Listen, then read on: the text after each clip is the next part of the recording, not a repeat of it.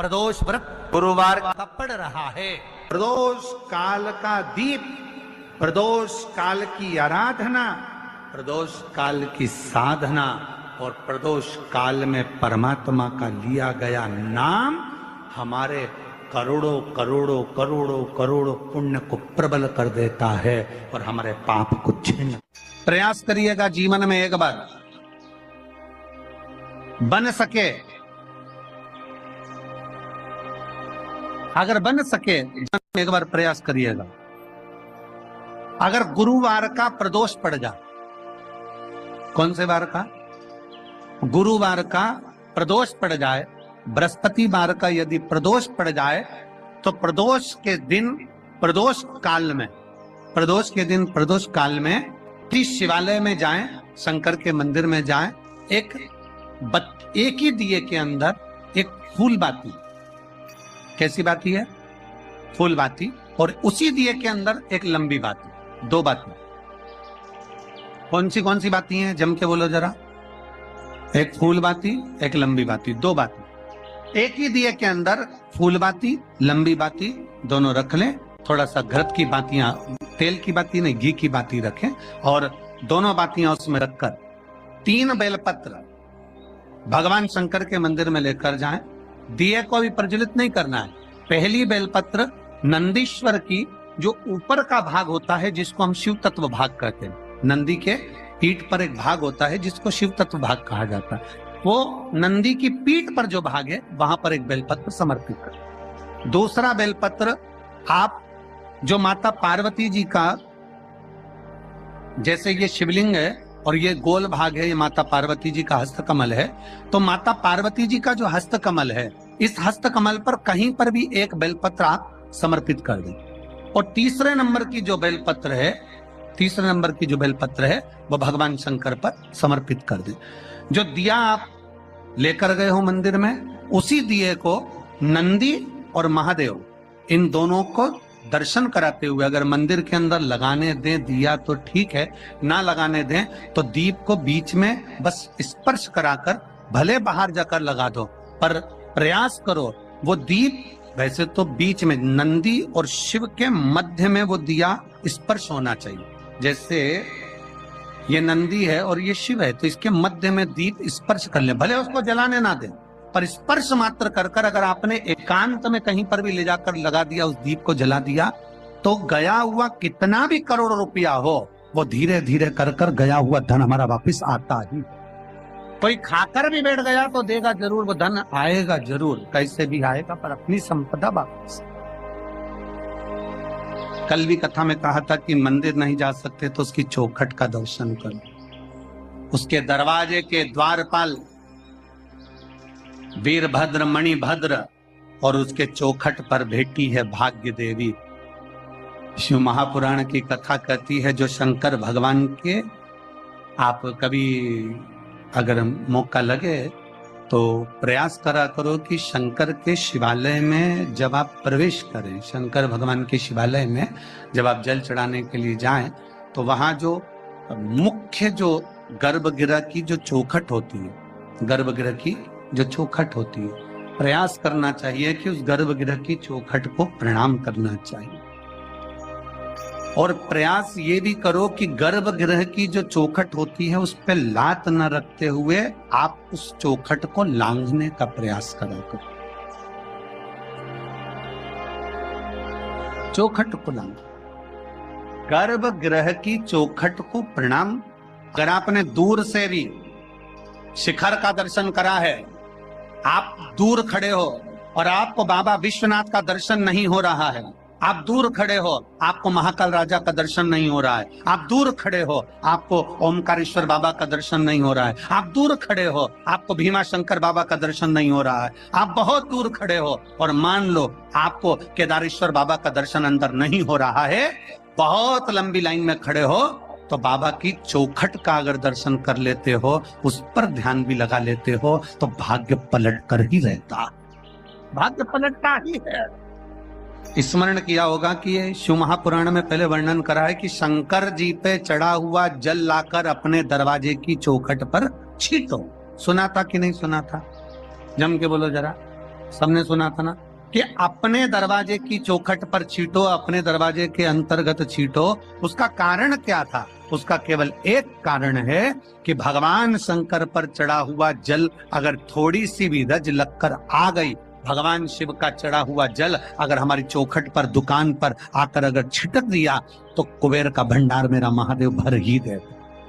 शंकर भगवान तुझे ना हार देंगे ना अंगूठी देंगे, पर शंकर भगवान तेरी किस्मत पलट दे। गुरुवार की प्रदोष पड़ती है तो शिव गंगा के स्थल पर निवास करते हैं। गुरुवार की प्रदोष शत्रुओं का नाश करती है। ऐसी प्रदोषों का नियम वर्णन किया। फिर लिखा शिव महापुराण में, बड़ा सुंदर लिखा वेदव्यास जी ने। मान लो आप प्रदोष का व्रत नहीं कर सकते, आप अगर व्रत नहीं कर सकते तो प्रदोष के दिन, प्रदोष काल में शाम का समय सूर्यास्त का कुछ पल, कुछ घड़ी के पहले से लेकर बाद तक का प्रदोष काल के अंतर्गत आप शंकर जी के मंदिर में जाकर 1 लोटा पानी, 5 बेलपत्र भी अगर समर्पित करते हैं तो संपूर्ण प्रदोष का फल आपके भाग्य में प्रबल हो जाएगा। शिव महापुराण में शिव कथा कहती है, नंदी का एक पांव जो ऊपर होता है, आप लोग दर्शन करे होंगे शंकर जी के मंदिर में नंदी के, तो नंदी का एक पांव उठा हुआ होता है, एक पांव नीचा की ओर होता है।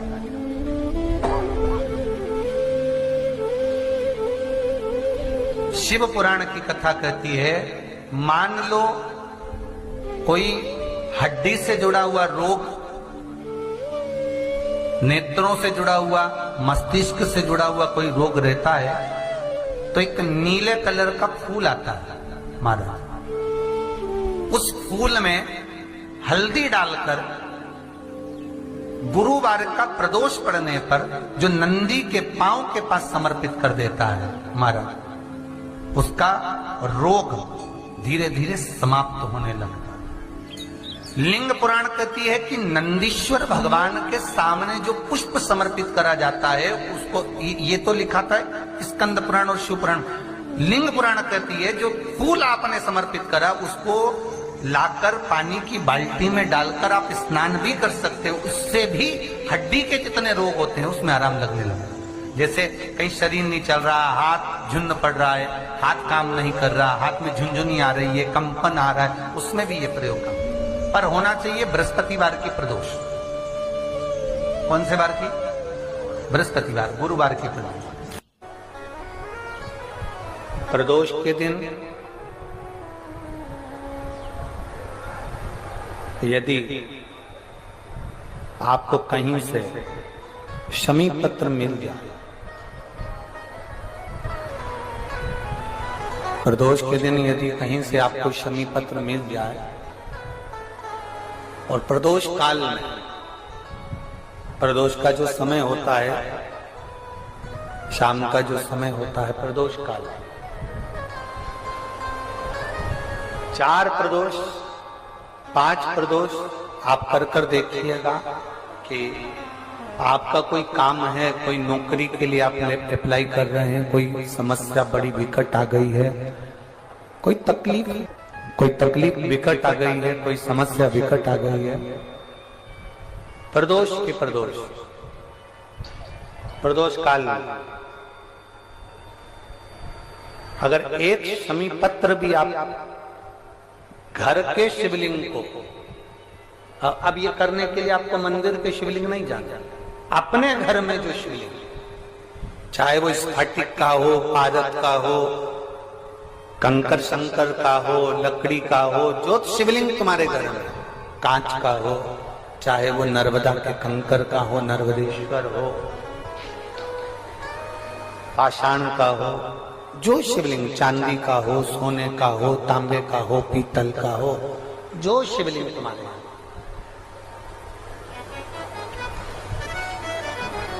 एक शमी पत्र यदि आप भगवान शंकर के शिवलिंग पर समर्पित कर रहे हो और उस शमी पत्र को उठाकर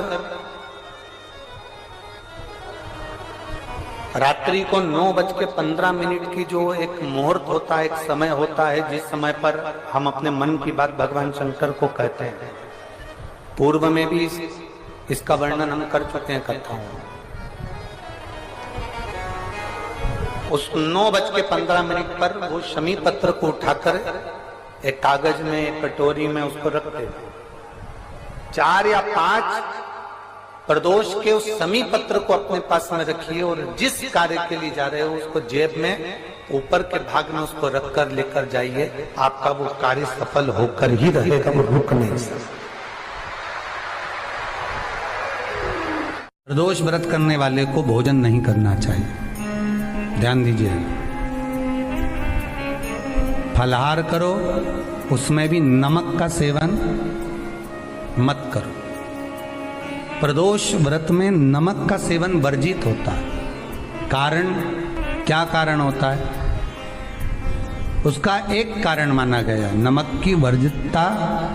जिस समय पर एक नगर में एक ब्राह्मणी रहती थी, बहुत भाव से सुनिएगा, प्रदोष व्रत, नमक को त्यागने का भाव। प्रदोष व्रत की किताब में भी मिल जाएगा आपको, आप पढ़ेंगे तो सुना होगा आपने। एक ब्राह्मणी रहती थी एक नगर में, उसका पति नहीं था। छोटा सा बालक एक साथ में रहता, छोटा सा बालक। अब ब्राह्मण के घर की धर्म पत्नी है।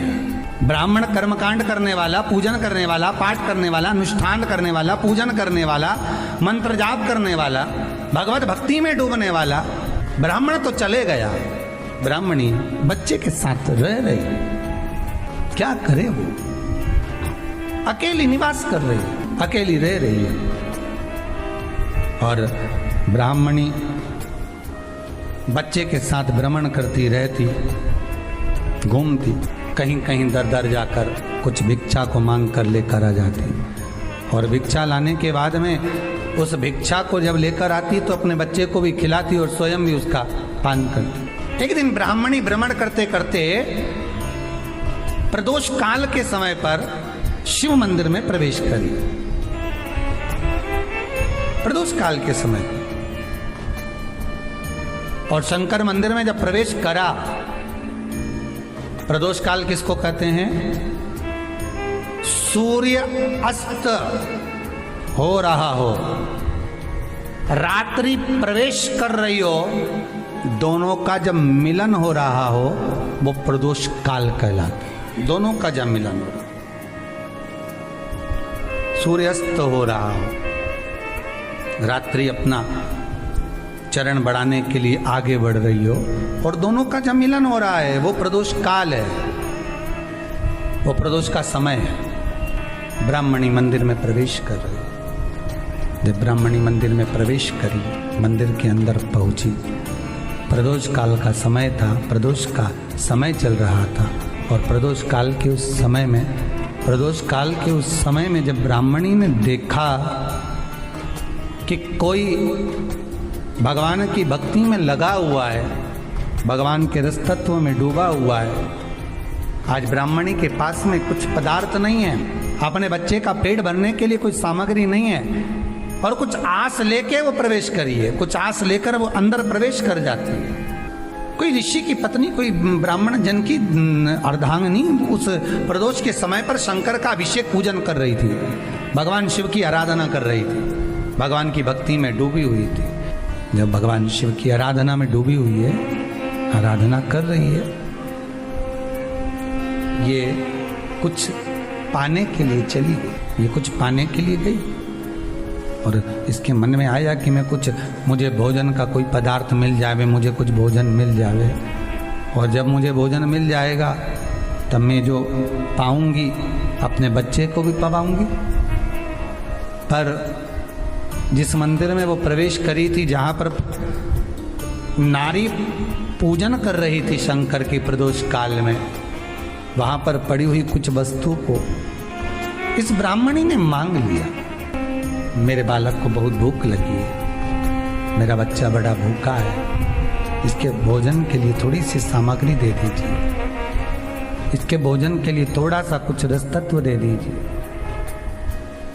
उसने उठाया थोड़ा सा पदार्थ कुछ जो उसके पास में था वो दिया। जब दिया तो देने के बाद जब उसे प्राप्त हुआ और होने के बाद में जब वो मिल गया उसको, तो उसने उस समय पर उस पदार्थ को जैसे ही मुख में लिया, लेते ही कहा इसमें तो स्वाद नहीं है, इसमें स्वाद नहीं है। उस ब्राह्मणी ने बड़ा सुंदर एक संवाद कहा। घर का जो बड़ा होता है ना, घर का जो बड़े होता है, घर का बुजुर्ग जो होता है, घर का जो प्रथम स्थल प्राप्त करने वाला, मेन कुर्सी पर अच्छी जगह पर जो बैठने वाला होता है ना, ब्राह्मणी कहती है वो कभी किसी वस्तु में ऐब नहीं देखता, मिनक नहीं निकालता। समाज के अन्नकूट होते हैं, समाज के जब अन्नकूट होते हैं महाराज, समाज के जब अन्नकूट होते हैं, बड़ी बड़ी समाजों में जब कार्तिक महीने में अन्नकूट महोत्सव होते हैं, बहुत सारा प्रसाद बनता है। जो बुजुर्ग होते हैं ना, बड़े समझदार लोग होते हैं ना, तो अन्नकूट की जब प्रसाद खाने बैठते हैं ना, उसमें नमक नहीं भी होता ना, तो नहीं बोलते कि इसमें नमक नहीं है। पर जो हमने डोनेशन दिया है, जब तुम आए थे समाज वाले, तो हमने 1000 का लिफाफा दिया, 500 का लिफाफा दिया, 2000 का लिफाफा दिया, और भोजन ऐसा बनवाया। एक व्यक्ति वो जो खाकर चुपचाप चले गया, और एक व्यक्ति वो जिसने प्रसाद पर उंगली उठाई। इन दोनों को अन्नकूट की तारीख पे इनका नाम लिख लो, और अगला अन्नकूट आए तब दोनों की दशा देखना। एक जो चुपचाप खाकर चले गया, भगवान के प्रसाद को प्रसाद मानकर, प्रभु का दर्शन मानकर लेकर चले गया, वो उन्नति की सीढ़ी पर चढ़ता चले गया, और जो मिनक निकालता रहा वो साल भर खटर पटर की जिंदगी जीता रहा। भगवान के प्रसाद में कभी भी ध्यान रखिएगा, भगवान के प्रसाद के अंतर्गत स्वाद की कोई मूलता नहीं होती। भगवान का प्रसाद स्वयं स्वाद है। भगवान के प्रसाद में नमक नहीं देखना, मिर्ची नहीं देखना, भगवान के प्रसाद में शक्कर नहीं देखना, भगवान के प्रसाद में कुछ ये नहीं देखना कि कितना माल डला, कितना घी, कितना बादाम, कितना काजू, कितना इलायची डला। हाँ, यहां तक शास्त्र कहता है कि भगवान का प्रसाद अगर बन रहा है तो उसकी सुगंध भी नहीं ली जाती है महाराज। यहां तक शास्त्र कहता है, जब तक भगवान उसको पानी ले तब तक उसका सुगंध भी नहीं ली। और कई कई जगह तो भगवान को प्रसाद अगर सूखा सामान हाथ में आ गया, इलायची कैसी है, मंदिर के अंदर जाने वाली है भगवान को डालने के लिए, लाओ यार किसकी दुकान से आई इलायची बताओ, इलायची तो 25 बार सूंघा, हाँ हाँ अच्छी है, अब सूंघ लिया तो भगवान इसको स्वीकार करेगा क्या? अरे जम के तो बोलो, एक फूल तुमने बगीचे से तोड़ा और सोचा इसमें पहले मैं सूंघ लेती हूँ, इसमें स्वाद है कि नहीं, इस फूल में गंध है कि नहीं, इसमें सुगंध है कि नहीं, और फूल सूंघ लिया, उसके बाद तुम भगवान को देखो, भगवान स्वीकार करेगा नहीं। कई कई घरों में तो हंडी से दाल चलाती जाए अपने हाथ में डाल के। महाराज ब्राह्मणी ने जैसे मुख में लिया थूक दी। ये श्रेष्ठ नहीं है। जो ऋषि की पत्नी अंदर पूजन कर रही थी प्रदोष काल में, उसने कह दिया, आपका चेहरा बता रहा है कि आप ब्राह्मण की धर्म पत्नी, पर आज आप दर दर जाकर अगर भिक्षा मांग रही हो, दर दर जाकर अगर भीख मांग रही हो, दर दर जाकर भिक्षा को मांग रही हो, तो इसमें आपके पति का दोष नहीं है, दोष आपका है। क्योंकि आप भगवान के प्रसाद में भी जो स्वाद देखी थी ना, ये आपका एक जन्म का नहीं है, ये ना जाने कितने जन्म का है। ब्राह्मणी के मस्तिष्क में बैठ गया, ब्राह्मणी के उस वो कहा ना, वो बक्कल में नहीं अक्कल में बैठ गया कि ये स्वाद नहीं देखना। इसलिए प्रदोष व्रत के अंतर्गत ब्राह्मणी ने उस दिन से विचार कर लिया कि जैसे आप पूजन कर रही हो, जैसे आप अर्चना कर रही हो, जैसे आप आराधना कर रही हो, ऐसी आराधना, ऐसी पूजन, ऐसी भक्ति मैं भी करूँगी, ऐसी आराधना मैं भी करूँगी। अब मैं स्वाद नहीं देखूंगी। तो प्रदोष व्रत करने वाले को ध्यान रखना चाहिए कि नमक का सेवन ना करे, भोजन ना करे, फलाहार करिए, फल का आहार करिए, प्रयास करिए। और यदि आपने व्रत का ले लिया भोजन का कि हम तो एक टाइम फलाहार करेंगे, एक टाइम भोजन करेंगे, ऐसा भी कई लोग प्रदोष ले लेते हैं, तो वो बात आपकी है, आप तक रखो, ठीक है, अपने मन तक। ठीक है, बाबा आपकी मनोकामना पूर्ण करे, वो भी पाओगे। अरे भगवान को धन्यवाद दो कभी कभी कि तूने अच्छे घर में पैदा किया, अच्छा परिवार दिया, अच्छा पति दिया, अच्छी पत्नी दी, अच्छे बच्चे दिए, अच्छा कुटुंब दिया, घर दिया, दुकान दी, जमीन जायदाद दी, शरीर अच्छा दिया, हाथ पैर आंख नाक मुंह सब बढ़िया दिया, एक के भी निपटा के नहीं भेजा तूने। मान लो एक आध निपटा के भेज देता तो क्या झगड़ा करने ऊपर जाते? एक ही कान देता और एक गायब कर देता तो यहां से चिपका देता, क्या कर लेते? हाथ एक देता और एक गायब कर देता तो क्या झगड़ा करने जाते ऊपर कि मुझे ऐसा शरीर दिया? नहीं, भगवान को धन्यवाद देना कि मुझे अच्छे घर में पैदा करा, कटोरा लेके वहां चौराहे पे नहीं बिठाया, तूने अच्छा घर दिया, 2 समय की रोटी दे रहा है, खूब जोरदार शरीर दिया, भजन करने का मुहूर्त दिया, और बचा कुचा था तो ये सियोर वाला महाराज दे दिया, कथा सुनाने वाला।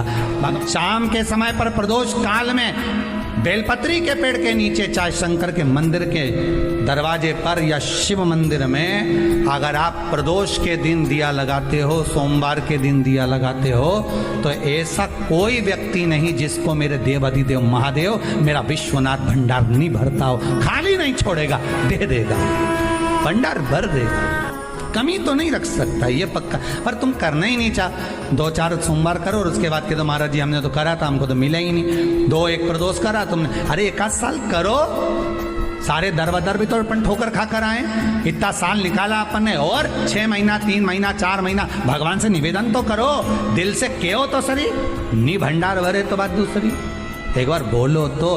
पर जगत के लोगों के सामने जाकर मत कहना, कहना तो देव अधिदेव महादेव से कहना। प्रदोष व्रत करने वाले को प्रदोष के दिन प्रयास करना चाहिए कि रात्रि के समय पर आधा घंटा 10 मिनट 20 मिनट जागरण करे। जागरण मतलब थोड़ा भगवान का भजन कर ले, भले 4-5 माताएं इकट्ठी नहीं हो तो अपन अकेले ही कर लो, अपन अकेले कम है क्या भाई, अपन कम पड़े, आराधना अकेले भी करो, जागरण करो। जब आपकी 11 प्रदोष हो जाए, 26 प्रदोष हो जाए, तब उद्यापन करो।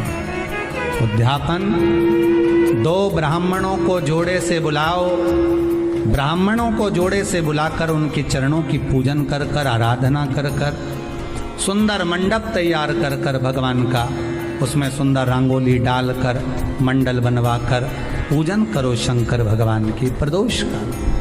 एक दिन पहले गणेश की आराधना करो, पूजन करो, और प्रदोष वाले दिन जो मंडल बनाए हैं पूजन अर्चना करने के लिए, जो स्थान दिया है उसकी आराधना करो। खीर की आहुतियाँ दीजिए 108 बार, जो ब्राह्मण आए उनके माध्यम से मंत्रों द्वारा पूजन कराकर खीर की आहुतियाँ दीजिए शिव नाम। महाराज फिर ब्राह्मणों को जोड़े से भोजन कराकर, चरणों को नमन कर कर, दक्षिणा प्रदान कर कर, निवेदन कर कर ब्राह्मणों से कहें, हे ब्राह्मण देवता, आप हमें आशीर्वाद प्रदान करें कि जिस प्रदोष का हमने व्रत किया है उस व्रत का पुण्य फल हमें प्राप्त हो। ऐसा ब्राह्मण चरण को नमन कर कर, प्रणाम कर कर उनसे अपने मस्तक पर अक्षत छुड़वाएं।